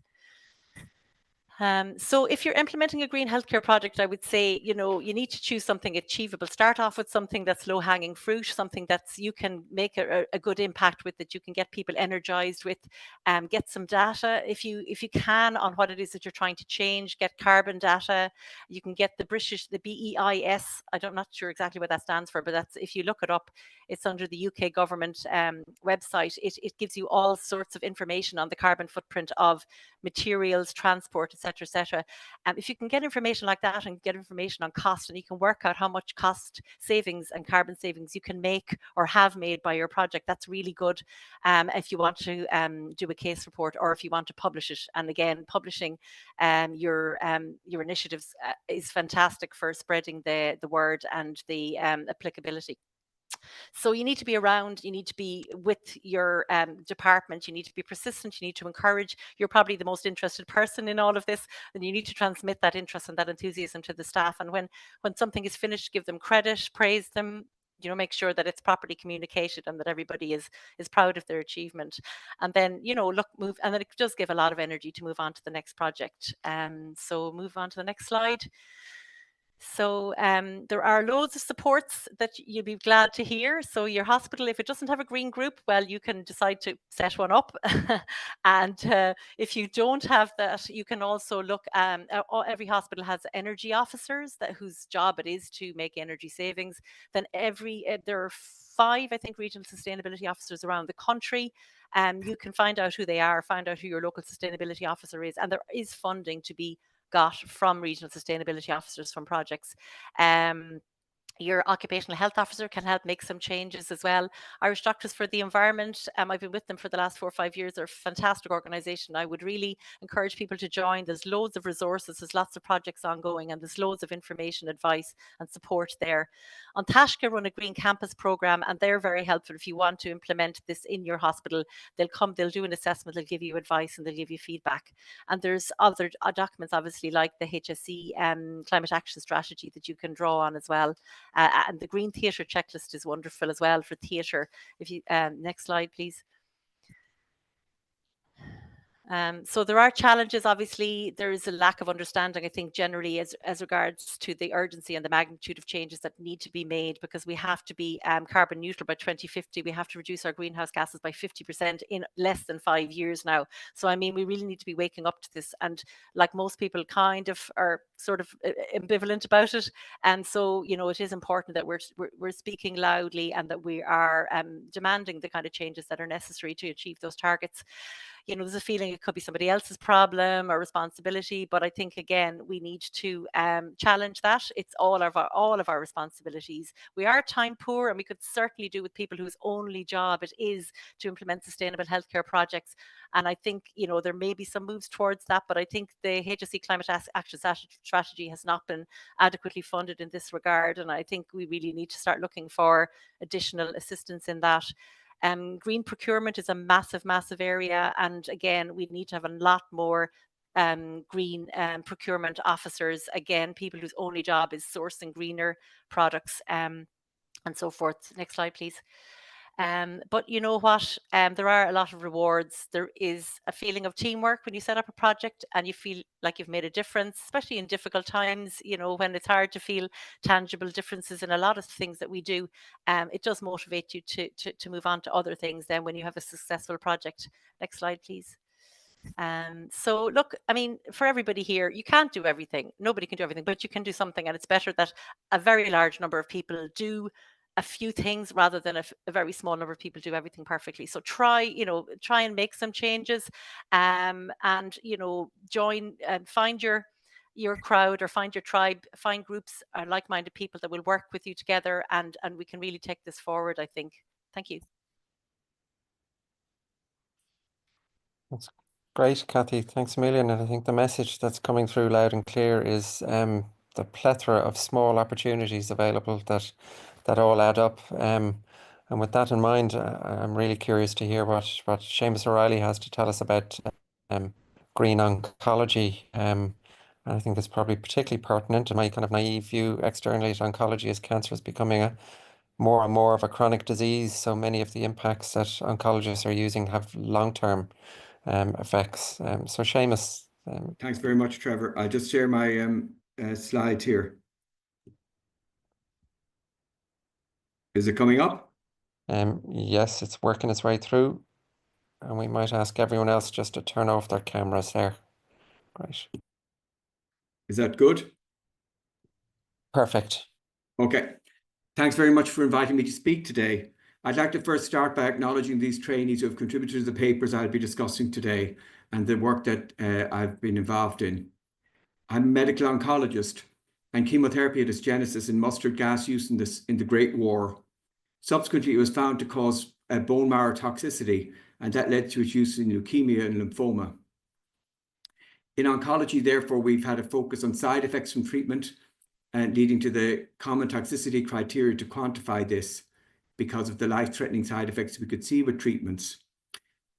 With time, we recognized that financial and time toxicities were issues for our patients also. In 2023, our group coined the term climate toxicity to describe the impact of cancer care on climate, but also the impact of climate change on cancer care in terms of disrupted care, in terms of difficulties of access to for patients, as outlined by Nuala in our first slide, where she showed our town of Middleton nearby. But I'm not an innocent bystander, and how I practice today worsens climate change by increasing emissions through travel and care provision. Cara talked about the distance a car travels related to anesthetic gas. A robotic cancer operation today translates into the emissions of a car going from Madrid to Moscow, which is over 2,000 miles and will take over 44 hours. 25% of healthcare's footprint relates to prescribing. In 2019, the pharma industry footprint was 1.5 times that of the automotive industry. The carbon emission of the investment of academic medical centres are 3 times more than their energy use. While artificial intelligence in healthcare will compound all of the figures seen in this infographic here, a single ChatGPT calculation today uses half a litre of drinkable water. By 2030, 30% of data stored in our data centres will be healthcare. 10% of Ireland's electricity consumption will relate to healthcare data. What does it look like in terms of my carbon footprint as a medical oncologist? So as a medical oncologist, my carbon footprint translates into 4 rocket launches a year. Brett had talked about DALYs and QALYs. DALYs is disability adjusted life years from this. So you can see that while QALYs is what we talk about in terms of improvement in quality of life adjusted years from our advances in healthcare, there's a complication of this in terms of DALYs, which translates into 7.62 million years of good health lost in the United States per year and 14 species eliminated. Cancer incidence will increase by 70% in the next 2 decades, so the carbon footprint of medical oncology will increase consequent with this unless we change what we do.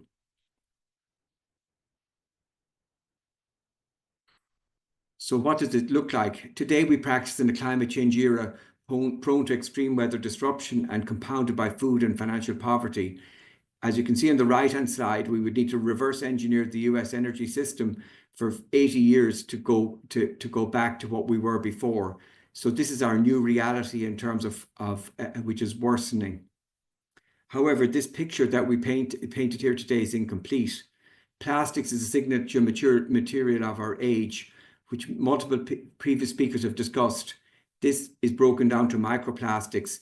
This Dutch study here today shows that 75% of people listening to this webinar today have circulating microplastics in our blood. This is not a good health impact. This plastic is broken down to the plastics we use in healthcare is broken down to microplastics.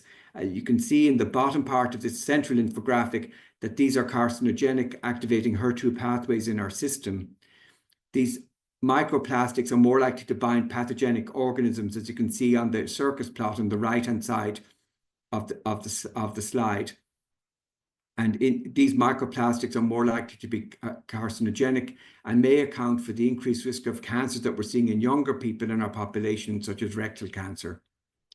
So what can an oncologist do? As previous speakers have emphasized, cancer screening and prevention and health promotion through vaccination, exercise prescriptions, and talking to patients about them will reduce the impacts of what we do. I think it's very important to note the benefits of prevention. I think that the slide shown previously of the dental project in Scotland was very instrumental in terms of that. Secondly, we can reduce unnecessary treatment. 25% of overall medical care in the United States was unnecessary.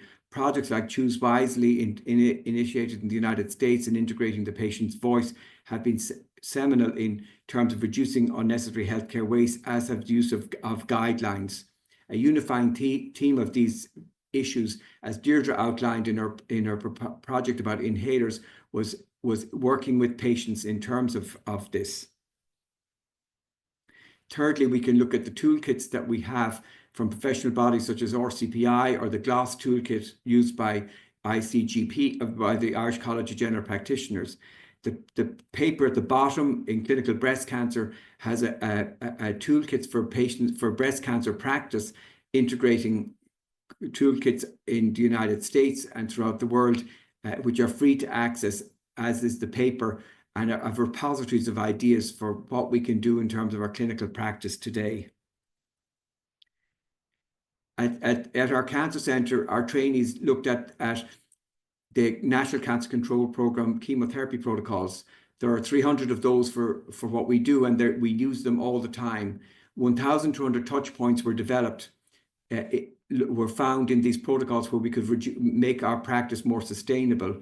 And an infogram, a wallpaper for a computer, was developed and translated into 7 languages to make the project less Anglo-centric. This is what the wallpaper looks like on your computer. So it's a blank on your computer screen, and it looks at reducing plastics by using oral and other formulations, reducing redundant prescribing, encouraging sustainable practices such as lifestyle prescriptions.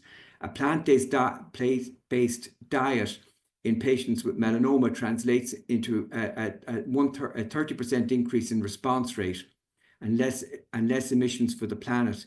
Equally, exercise prescriptions translates into improved healthcare outcomes, not just for cancer, but for cardiovascular and other non-communicable diseases. So the infographic outlines that, reminds us that there are other things we can do other than prescribe medication to improve the benefits to our patients.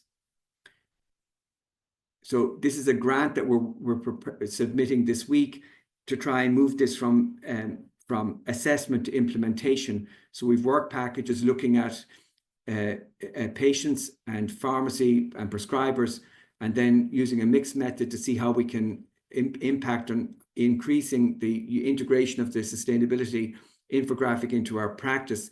And then the outcomes would be things like prescribing costs and also plastic waste in the program. Finally, as other speakers have emphasized, we're dealing with the new reality where in the next 5 years, what we do will have implications for the planet for centuries and implications for the next several generations.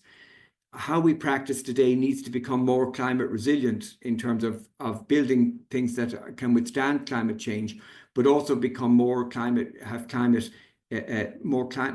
aware with lower carbon basis. We need to bring our own voice into this in terms of leadership, as other people have mentioned, and move from our safe space of being just pure clinicians to issue advocates, because the health of our patients is really dependent on the health of our planet. Martin Luther King said, "I don't worry about the anger of my enemies, I worry about the silence of my friends." And the silence of our healthcare community in terms of planetary health and in terms of the impact of climate change on our patients is leading to is facilitating political inertia, and it will translate into more patient suffering in our communities in the years ahead. And finally, this quote is from a group that we work with in Vancouver: "The greatest threat to our planet is the belief that someone else will save it." Thank you for inviting me to speak today and for listening to my talk.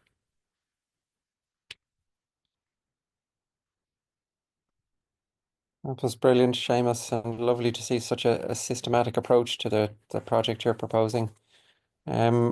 Our last talk today is from Mark Williams, a psychologist dealing in this space, and I think I've taken from this evening's talks that there's lots of opportunity, but I'm sure many of you still look at the vast challenge and despair, and I think that's a societal kind of reaction, and Mark is going to tell us a little bit about how we might help deal with that in our own patients and ourselves.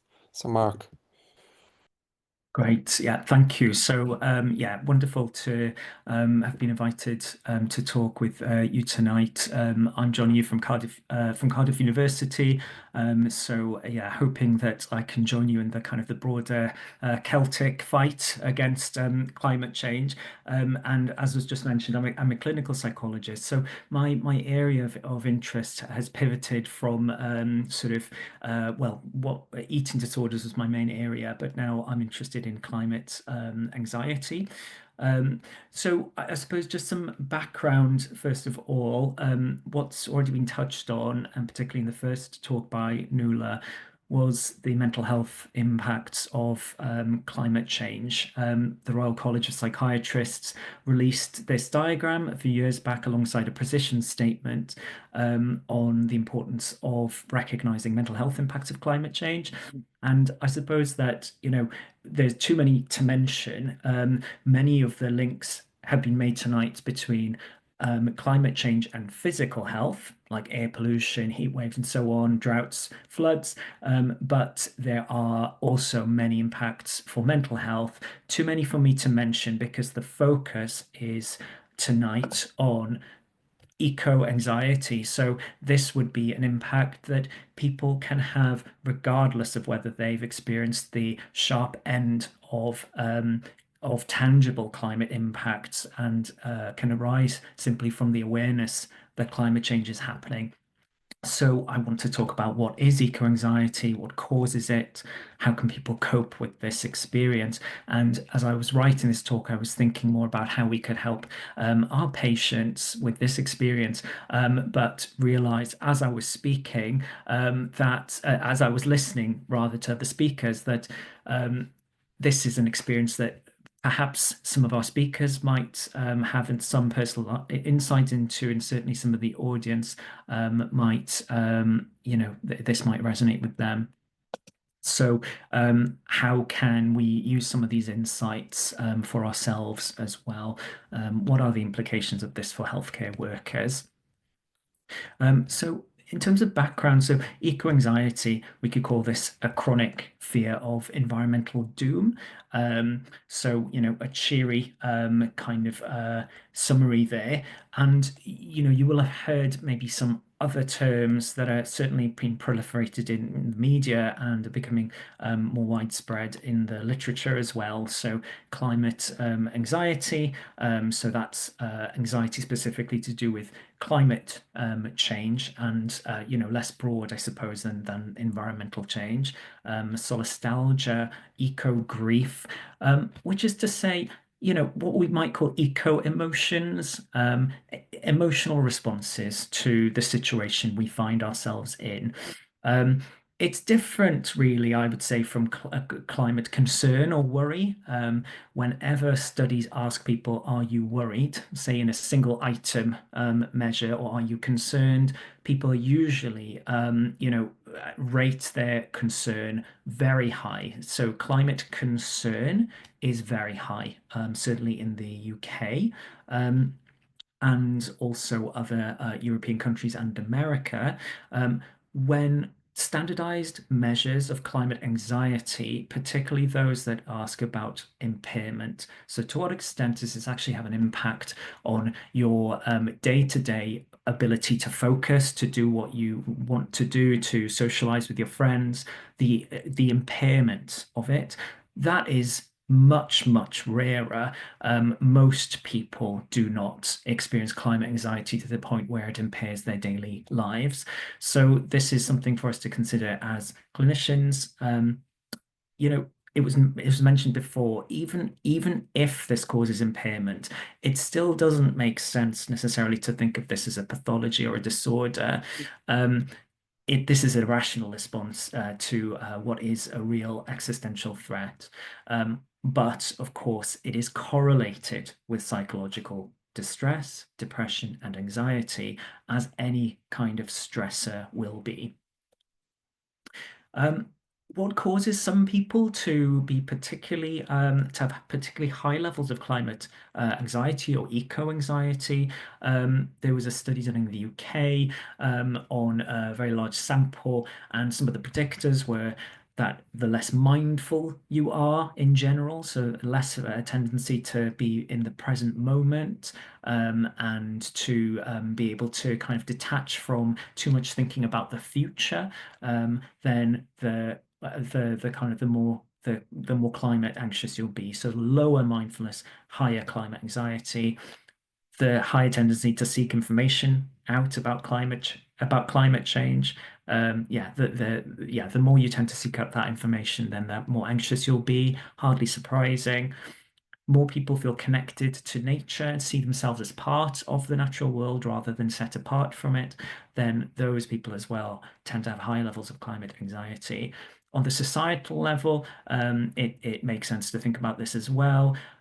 People who report being very worried about climate change and very distressed by it, more likely to socially withdraw from, I suppose, others where, they don't necessarily want to talk about climate change. And there is kind of a societal aspect to the experience of climate distress. There was a large survey of young people which found that high levels of climate anxiety correlated with greater feelings of government betrayal. So I'm just aware of the time, but I just want to point out at least one of these points before I move on to some of the future slides. I think that the flip side of climate anxiety is the fact that most people really aren't that anxious. Lots of people are concerned, but most people are not preoccupied by climate change. Sally Weintraub, as a psychoanalyst, has written about this culture of uncare, which she diagnoses as kind of the psychological roots of the climate crisis we find ourselves in, which is a societal mindset that sees as normal the indifference towards the harm we're causing the planet, nature, environmental destruction that we're causing. She links it to neoliberal ideology, prioritizing profit and individualism over collective well-being. And one of the things I think that people who are really concerned about climate change come up against is the denial and disavowal from most people. I certainly find this in talking with people, even other professionals, even other psychologists, about climate change. There really isn't a sense of urgency around this.